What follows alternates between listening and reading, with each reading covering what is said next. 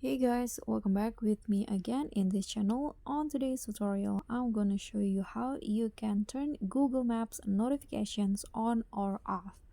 So the first thing that you need to do is of course open your Google Maps apps on your phone and then click on your profile at the top right corner.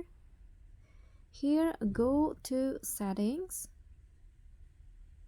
Okay, so in the settings find the notification menu, scroll down.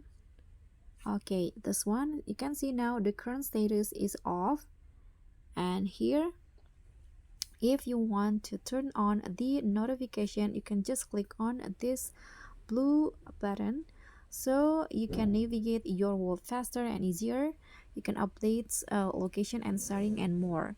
So click on the blue button and here enable this by clicking on the circle, and you can choose the notification that you want to on or off. For example, I want to make it off for the message from business. For example, turn this off, and you can also turn this off like this. When you're done, you can just go back. Okay, so that's all for me. Thank you so much for watching. Don't forget to like, comment, and subscribe, and also click on the thanks. Bye.